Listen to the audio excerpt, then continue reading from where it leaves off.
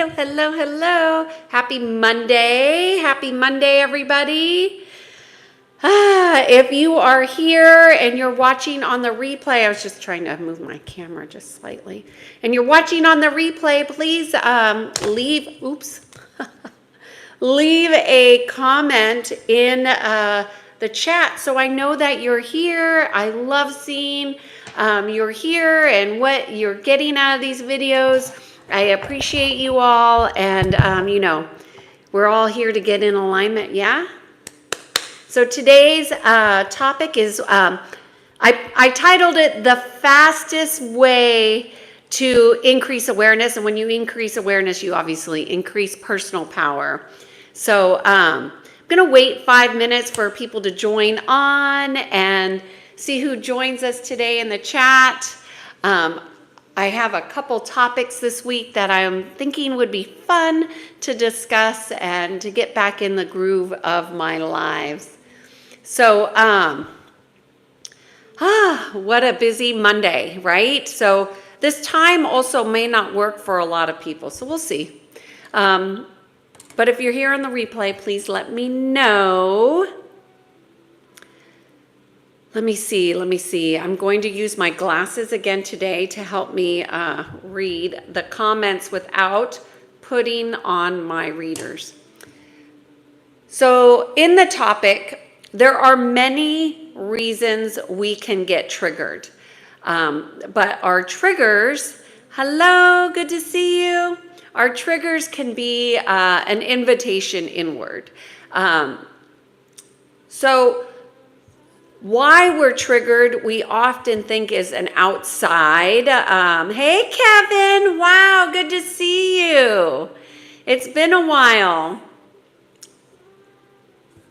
I was going to go into my little chat, but so triggers can often be multiple things, right? So I just wanted to really talk on the surface because a lot of people are not versed in the language of energy, even though it is your original language. It's what we are all organically, but so much of our way of life has been to, hello, welcome in. So much of our life has been to condition us out of our organic ways of understanding what we're reading in the energy field and what we know in our intuition.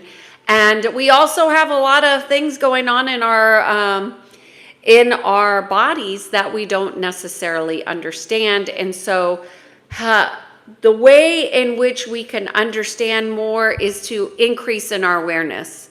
Right? Good to see you here, Argentina. And how do we increase in our awareness is what I'm going to be talking about today. Because when most people are in resistance, so I'm at 3 minutes, so I'm going to wait until we get to 5 minutes before I get to this. So resistance is a way in which we know something's present in your body, in your emotional body, in your mental body, in your physical body. Resistance shows up as a signal to you, something's going on here. We can have resistance to pretty much anything and nothing at the same time. Resistance is often a defense mechanism. As is avoidance and blah, blah, blah. Avoidance, denial, unwillingness, those are all ways to keep life as it is. Because as we evolve, things change. And when you change, your relationships change, your perceptions change. And, change is not a bad thing, y'all. Change is not bad. Change is good. Oh, good. You have a nice girlfriend.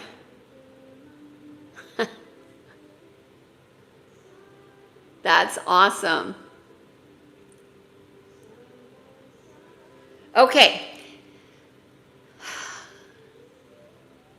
So if you're in a new relationship, if you're in an old relationship, if you have a family, if you have a boss, if you have coworkers, if you have associates, if you're a part of a group, if you're on the outs of a group. This is how, one of the fastest ways in which that I believe you can increase your awareness is to notice when you're triggered. And so what I thought would be helpful for you all to know is that your awareness is a doorway for your growth. But if you are not practicing growing in your personal awareness, then you are limiting yourself, right? And many people limit themselves and they don't even know that they're doing it. Usually people are limiting themselves because they are ignorant to their own awareness or their own ways. Unconscious, like a lot of our triggers can be unconscious. That means that they're running undercurrents of our ways of being. So how do you become more aware so you can have more personal power? Because oftentimes what's happening is our triggers are driving our emotional behaviors, and then we get frustrated, we get irritated, and we lose it. We might snap, we might be irritated, we might, there's a myriad of things that could happen. Most of them are really emotionally unpleasant, which is why it's to your benefit to become more emotionally balanced and in your personal power. And that doesn't mean denying that things exist, but really allowing your awareness to cultivate greater shifts within yourself. So how might you do this? Because I really like to give fun tips that I wish somebody would have given me. Because, you know, most of the time when you're triggered, it's like it's your problem. And it is your problem. If you are triggered, what I want to say is congratulations, yay, you're triggered, and that's a good thing. It's something to be celebrated, because when you are triggered, that means that you are noticing you have a wound. You have something that is calling for your attention, and the trigger is not that person outside that you think is what caused the issue. They are never the cause, okay? The cause of your emotional instabilities is always going to be yours, okay? They are just gifting you more of yourself. Now, if you're not doing your own healing work, then it will be challenging. And you don't need therapy for this, although it could help if you're working with a good practitioner, or if you're working with somebody that works in the energetic field, they might be able to help you. But people like me that do this for a living. So what you can do is, number one, every day ask yourself this one question: what triggered me? And let's just say you have a partner that triggered you. Your mom, your dad, your friend, like your friend triggered you. Well, maybe they ghosted you, or something that made you emotionally mad, sad, upset. Whatever the emotion was is not important.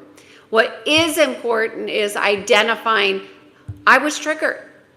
And to the best of your ability, identify what the trigger is. So let me just say, we'll just use the example: a friend cancels on you at the last minute repeatedly. Let's just use like a lighthearted one, right? Because we could do family stuff, but that family stuff is sometimes really difficult for people to see because it's so personal, right? Because we've been conditioned in our family to do socially acceptable things, which is not always about healing. So let's say your friend triggered you. They cancel at the last minute. So it makes you mad, disrespected, whatever. So then it will be about how I would like, so let's just see a pattern of that. So what is the pattern? Is the pattern really about that person canceling on you, or is it about you having rigid boundaries, or really like rules of engagement, if you will? And like that was really disrespectful or whatever. And so it's up to you to see that pattern of boundaries. And so you would write down, oh, today I was triggered and this is what happened. And it might be boundaries. You just put like a word there. And that word, obviously, whatever you're writing down doesn't have to be what it is. It's just for you to start to see patterns that emerge. So you can track the patterns of the trigger. So you write down, I was triggered by this. I was triggered by that. And maybe I was triggered driving. Maybe it's something where you're driving all the time. And this guy cut me off. And so write down all of your triggers. And then let's just say you do that for, I don't know, a week, maybe 2 weeks. And then you take time to sit with yourself. You just give yourself like an hour or a half hour, whatever time of reflection to look at this list of these things that triggered you and see them from your heart. Because when you see them from your heart, that's a different lens, right? So we want to take off the lens of the mind and open up the lens of the heart. So then you look at this list of triggers, these gifts that you're seeing now from the heart, and you can take a moment to breathe, because you might look at the list and get re-triggered, okay? So breathe through anything that triggers you again. That just shows you how much needs to be healed when you're getting re-triggered by even just seeing your triggers. It's not a bad thing, it's a good thing, because now your willingness to see is going to open up the doors for healing at a greater level, okay? So we've done 7 to 14 days of tracking. Now we're going to be looking at our list. We're going to sit there with an open heart, and we're going to ask to see through our heart. And then what you do is you look at your list for patterns. And you're like, oh, this is a pattern. So pretty much anything more than 2 becomes a pattern, right? So you want to look for patterns. And you can kind of mark what you think the pattern is. And let's just say I have a pattern of feeling like my world is small and I don't have any control. Let's just say I don't have control. People are trying to control me as a pattern. Well, that's a global pattern. So some of your patterns also might not just be yours, right? It might be your connection into the collective. But for many of you, that's going to be a new perspective in which you look at things. But let's just focus on what you can. Hey, Mick, good to see you. So then you get into just your aspects of your ideas and perceptions about control. What are your beliefs about control? And start to look at those. What do you think about control? Can you be controlled? Are you controlled? Are you giving consent to be controlled? So then you want to look at those different angles of control. But ultimately, by seeing the patterns, you loosen the grips often of these control patterns. Not totally and completely, especially if you're working on your own, but you can do a lot from the perspective of your heart. So I want to encourage you to be willing to do this from your heart. And I know so many of you are like me. You want to do this all by yourself, which I totally get. So that's why I'm giving these tips. So that just doesn't mean it's going to clear 100%, but it's going to start to take that edge off of feeling controlled, maybe feeling manipulated. Like these are different angles of the same thing. So I'm just going to do a quick check to see if we have questions on this topic, and then I'm going to put on my fancy glasses so I can read without my readers. Okay, I'm just going to go back real quick to see if there's any questions on this topic. These are my readers so I can read without reading glasses.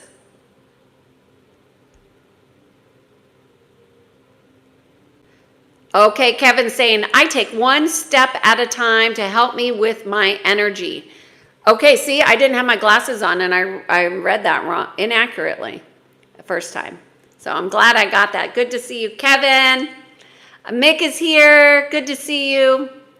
I was getting into bed the other night, only caught a bit of the live. It's okay. You could always watch replay, Mick. And if you do, please let me know where you are in the comments. Kevin, my dog is taking a nap in the sun. You have such a good memory. Zoya, hello. Okay, so you guys don't have any questions, so I'm gonna go on to the next step. So we've got several steps that we're doing here today, and it's all about gaining more of your personal power through the identification of your triggers, okay? So now that you have a list of triggers, you identified the patterns, now you're gonna start to look at, in a very gentle, easy way, start to acknowledge what your beliefs are about, let's just say, control.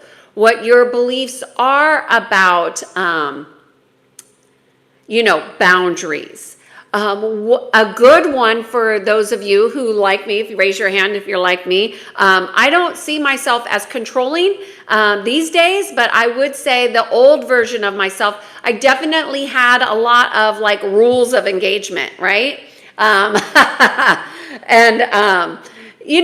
That's not a bad thing, but it can be a defense mechanism, if you will, to kind of keep people at a distance, who may not be safe. But let's just look at rules of engagement. Use them with discernment. Just because you have them for one person, it doesn't have to be for all people. So know how you are allowing people in. Also know it's not a bad thing to have discernment. Just because other people don't like your rules doesn't mean it's bad. Everybody has their own ways of being that takes them into alignment and to see themselves and express themselves differently. But it's important to know that your rules of engagement, like your preferences, and another person's might be polar opposite. Could be the way you guys were raised. It could be the way you see things are different, which is all perception, right? And even triggers are perception. So what I would say is your triggers are your responsibility. I can't manage your triggers. I can't manage your fears.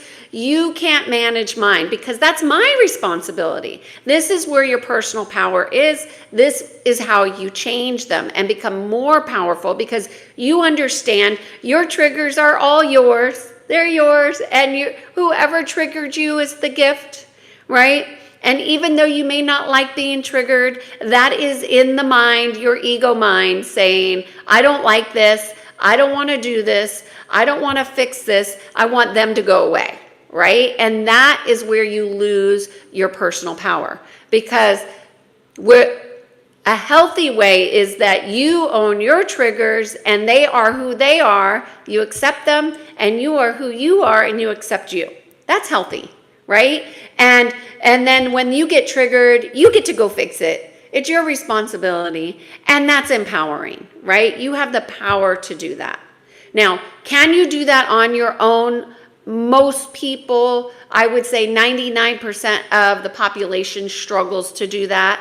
But I would say probably 90% of therapists, maybe even 95% of therapists don't know how to address triggers. They just tell stories and they go into narratives. So I want to caution you to not go into the stories that you have about the other person and how they triggered you, because that takes you away from your own feelings. And really, your triggers can be completely healed if you are in your heart, right? If you stay in your heart, you could do that through breathing. You could put your hand on your heart. You could do all different kinds of things, but get in your heart and really witness yourself. Witness your emotion. Allow yourself to witness it, not sink into it. You don't want to get stuck in your own emotions, because that's when triggers start to magnify, right? And then you get triggered by every car that cuts you off, okay? So, hey, Eric, good to see you. Hello, hello. So that is how you can exponentially grow faster in your awareness and become more in your personal power. You can exponentially, let's just say you did that every week. Every week you tracked your patterns. Let's just say you did that every week for 4 or 8 weeks or 6 months. You would have a list of triggers. You would have a gold mine of healing. You wouldn't have, and then what happens when you have this gold mine and you start to sit in those periods of reflection and seeing and witnessing yourself, you are becoming your own healer. Yeah. It is really awesome. And then guess what? You're not going to be as triggered as easily, right? But is it going to happen overnight? No. Is it going to happen without your presence? Absolutely not. Will it happen without witnessing? No. Will it happen without your consciously taking responsibility? No. Hello, Shane. Look at. Yay. I love your flowers. Good to see you. Thank you. Hope you're having a great day. Let me see what you're saying here. I'm putting on my fancy glasses again. Hey, Zoya, I'd like to request you do one live session focused on mindfulness, okay? Mindfulness. Well, this is kind of mindfulness on steroids. But that's a good mindfulness and relaxation. Okay, mindfulness and relax. I'm writing it down. And learning ways to calm the mind and body. Well, it's a practice. But I could tell you what's worked for me, but everybody is different. Like what works for me, Soya, might not work for you, but I'm happy to share on that. And I thank you for being here and thank you for that great request. I will do that. Okay, Eric, good to see you. Hello, Ankush, Shane, Eric. Okay, let's see. Any questions about how to take responsibility for your triggers? That's any questions on that? I was going to start a poll, but I don't think I need a poll on that. I'm just going to do something real quick here. Hold on one. Mick is saying mindfulness, is that not just being in the moment? Yeah, well, that's a great thing. Like, what's your definition? You know, so much in the spiritual world or in the world of consciousness has been hijacked, in my opinion. And people are left very confused. They don't even have their own ideas and definitions. So it's important for you to know what is it that you believe mindfulness is? And could it just be, Mick, as simple as being in the present moment? I think mindfulness personally, and I'll talk about this on the next live, but I think it's about a conscious awareness. It's about consciousness. What I will say is that triggers are a way to bring you into the present moment. So looping it back to personal power. Hey, Jeremy. Looping it back to personal power. And, when you own your trigger and you realize it's my responsibility, that is empowering. That is creating inner strength. When you go into the mind or the thought, I don't like my trigger, I don't want to feel this. Well, now you're in an internal conflict because you're feeling anyway. And then if you deny what you're feeling, aren't you just oppressing it yourself? And then you become an abdication of your own personal power, which is blaming somebody else for your trigger. You made me feel this way. Well, gosh, that would be super powerful that you're giving to somebody else, that they have the power to make you feel a particular way. No, you have choices every moment of every day. We all do. Choices. And in the moment when we choose to own our triggers, we can change the trajectory of our path. Every single time. Mick, what time is it where you're at? Is 2 o'clock too late? I know I used to come on at 12 p.m. my time, but I don't know what time that is in Europe. And I know we had some people joining us from Europe. Anyways, I'm just doing this when I can. Anyway, so let's just see what creates the resistance. Well, let's not even say what creates the resistance. Let's just say we have resistance to, okay, 10:30 at night. Okay. It's not too late. Let's just say we have an awareness that we're in resistance, and resistance could be not liking something. Although you could not like something and not be in resistance. Can you? Can you not choose to like that not be a preference and not be in resistance? I believe you can. It's when we're attached to the resistance or the idea or the thoughts about what we think that creates more resistance. So you want to check yourself when you're triggered to see, oh my gosh, and write this down. Am I attached to my thoughts about this person, this situation, this thing? And that's creating resistance. Because that will keep you from going into the heart. Because when we're in resistance, we're in the mind, right? Anyway, so knowing when you're in resistance is a good way, and you want to get out of resistance before you sit down to look at your list of triggers. Okay. You were just fed up the other day and went to bed early. Hey, that's a good awareness of the self. You know, when you just go to sleep and tomorrow's a new day. You know, that's good. That's a good technique sometimes. Sometimes we have to do that. I've done that in the past. Like, my high of the day is that it was over. The challenge was over, so I could go into something else, right? Zoya is saying, when you feel most overwhelmed, what thoughts and feelings come up first? That's a good question. That's a good question. Stress. It's about stress. So overwhelm and stress. Even knowing what causes you stress, if you have a conscious awareness of what causes you stress, you can start to disentangle from that. You know, I used to travel extensively. And this is like pre-COVID, right? Because my lifestyle was quite different pre-COVID. And I used to travel probably close to, I don't know, 80 to 90%. I used to do a lot of in-person work. And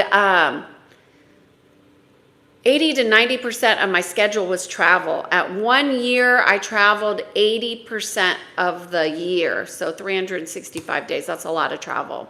And that's a stressful lifestyle. You know, getting on a plane can be stressful, scheduling stressful, you know, preparing for travel, coming home for travel, you know, just the travel in and of itself for an empath can be quite difficult. And I had just accepted that that was my lifestyle, Zoya. So when you are overwhelmed, you might want to look at your lifestyle, because maybe it's not about being mindful, it's about being conscious and choosing different so you're not getting overwhelmed. I'm not sure if that helps you. But overwhelmed is stress, right? So what are the things that are stressful for you? And are you like physical activity? I'm doing this new thing right now where I'm doing a 30-day challenge with myself. I had to at one time, I did so many challenges. I had to challenge myself to not challenge. Like, I just love to learn and grow. And these little challenges help me like get in tune with myself in a different way. And so this month I have a challenge, and I'm doing it with myself, for myself, and I'm growing. And obviously the challenge is creating some stress, physical, mental, emotional, and it's causing my brain patterns to rewire, which is healthy, right? Because I want to create new patterns of mobility and vitality, and you can't do that in your comfort zone. So that's a good kind of stress. Is it overwhelming to my body? No. Could it be if I did too much too soon? Yes. So it's really an awareness, Zoya, of your threshold, where is your edge, where it's too much. Okay, let me see. Did you get invited to the, I don't know what you're saying, Anya. I don't know. I don't have a moderator today, so I'm just gonna, any duplicates of comments get kind of deleted, okay? So any questions about triggers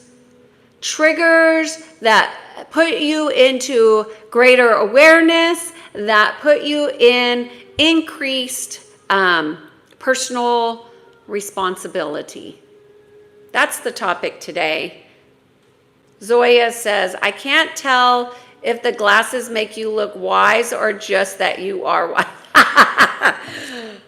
Zoya, you're so cute. These glasses aren't even like, they're just glasses with holes in them because they change how my eyes are focusing. But they have a look about them? I don't care. I don't care. I can see without my glasses, my readers, which I have handy here, which I don't want to use. So now I know I could just put these on and I could see. So that's how I'm reading the comments. What was I going to say? Let me just see. Triggers. Is there anything about personal responsibility and triggers that I've missed that would be helpful?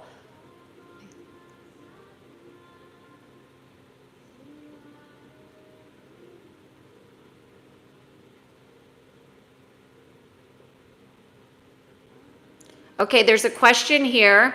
If someone experiences trauma response trigger in a social setting, how can they deal with that in the moment? The first thing I would say is you're not alone, and this happens to many people frequently. So you are not alone. This is not weird. This is not strange. You just have an awareness. And to that, I say congratulations. You are like so much closer to healing because you have that awareness. Okay, so I want to start with that, Raymond. And then I want to say the first thing when you notice you're having a trauma response that I would recommend is to put your hand on your heart and do an assessment. Do an assessment and look around because your nervous system's probably activated if it's a trauma response. So the first thing I would say is learn how to command your central nervous system. So command your central nervous system under your control. That would be number two. It's actually number one. Number one's awareness. Number two is like to command your central nervous system to be under your personal authority, okay? And breathe. 3 is breathe, breathe, breathe. Breathe into your heart. And you could do that by just putting your hand on your heart. You can have a reminder somewhere to go into your heart. But breathe and do an assessment using personal discernment to see, am I safe? Like do your own critical thinking assessment, because when we're in trauma response, Oftentimes we go into fight or flight, which is fear, and our mind starts to take over like, oh no, I got to get out of here. But just kind of do an assessment. Am I safe? And look and see if you're safe. And if you're in a safe environment, then you know that you're under control and you can tell yourself it's safe. If your environment is not safe, get the heck out of there. If you're around people who are not safe, often that can trigger a trauma response. Leave. You don't have to hang out with people who aren't safe. Who told you you did? So that would be my comment for that. I hope that's helpful. Zoya is saying, what is the biggest weight you're carrying that no one else sees?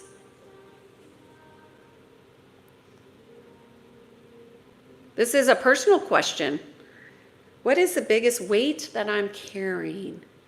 I think that's a great question.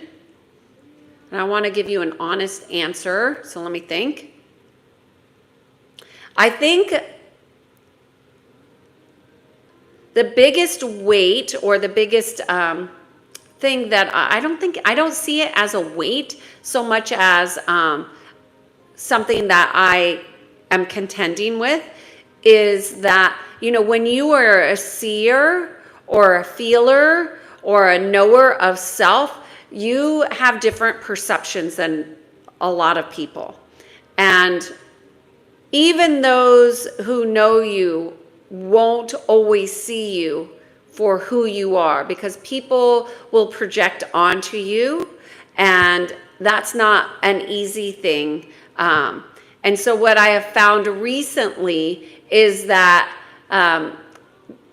not agreeing to hold a projection and saying that's not true, I am not in agreement with that, really makes other people triggered. and their triggers they can put on, like, say it's your fault.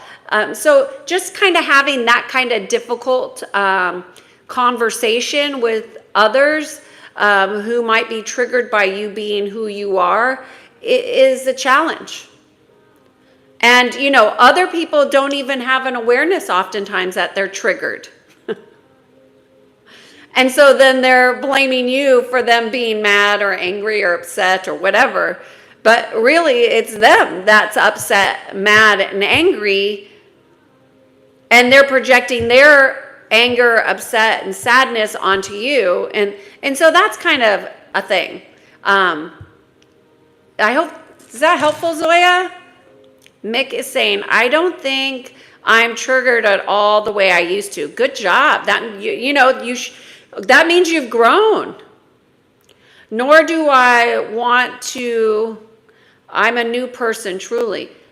Renewal, we can renew.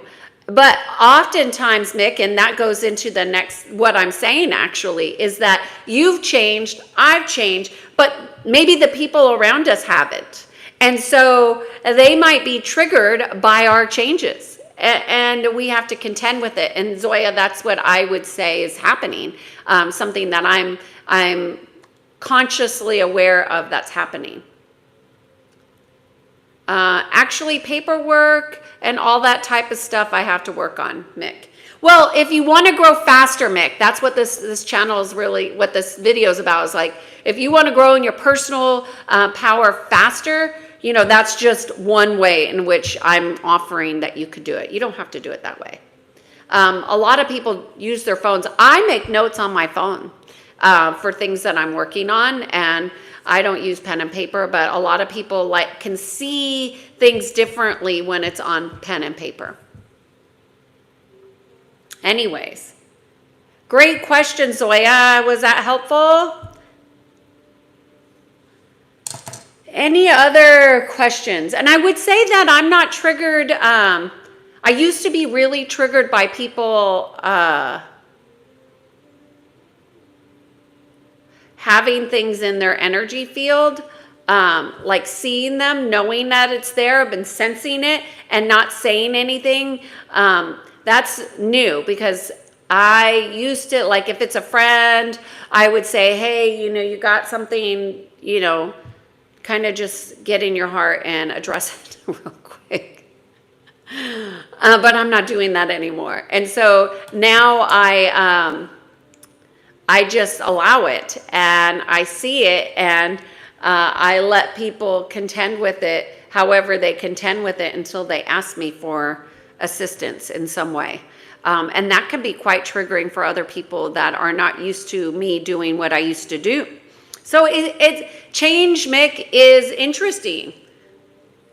You know, because as we change, how we see changes, and oftentimes people hold perceptions of you and projections of you because they haven't done their work. And that's more often than not. Does that make you better than them? No, it just makes it what's happens in life, you know? Anyways, all right, y'all, I've been on here for about 40 minutes. I'm just going to see if there's any other comments that come through. Mick agrees. Thank you, Mick. So again, if you guys are watching this video on the replay, please, don't hesitate to pop in the comments. Let me know that you're there. Give a thumbs up, share the video. Anybody that's looking to grow, we're happy to be a part of that. Okay. Raymond has another question. What if someone experiences a trauma response post-social setting, i.e. they meet a friend, it goes well, then the anxiety comes in making meeting up again?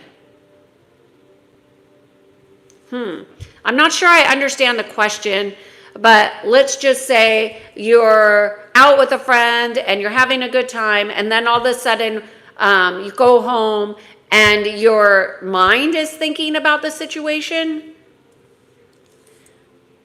It might not be that person that triggered the trauma response. It could be a thought pattern that you have, Raymond, that triggers. Trauma responses can be triggered by so many things. That's why you want to identify what the patterns are. It could be a thought that you keep thinking that triggers you. It could be an entity attachment that triggers you. It could be a song. It could be a sound. Like, the trigger could be so many different things, but your anxiety is yours. So if you're anxious, it's your responsibility to do the things that reclaim your energy, right? Because there are energies that siphon the anxiety. So as you claim your energy, as you align deeper to God, and deepen that relationship to God, those things can't stick in your field as much. Mick is saying, thanks, Kiana, for your time and knowledge and care. You are welcome, Mick. Thank you for being here. I appreciate you. I really do.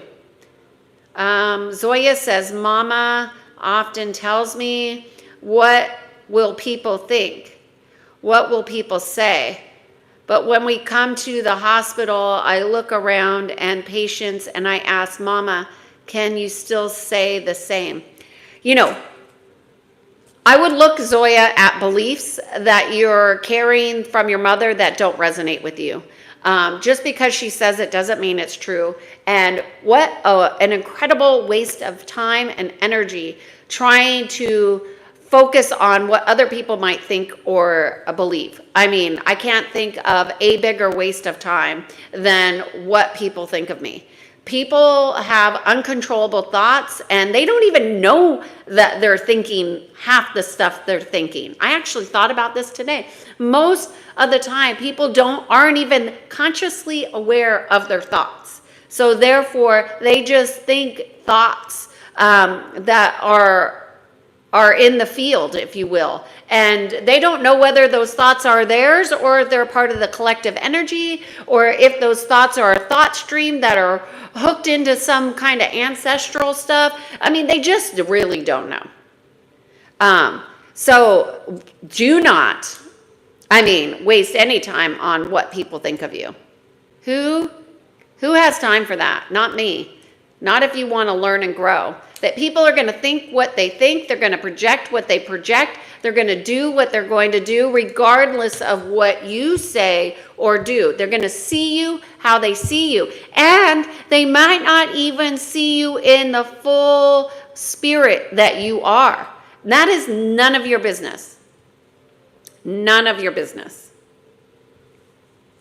All right, y'all. Thank you for your time. Great questions here. Thank you for I passed the time. I'm wearing these glasses, and I will see you. I have a couple other topics that I wrote down along with this mindfulness and relaxation. So I will be on here later this week. You also probably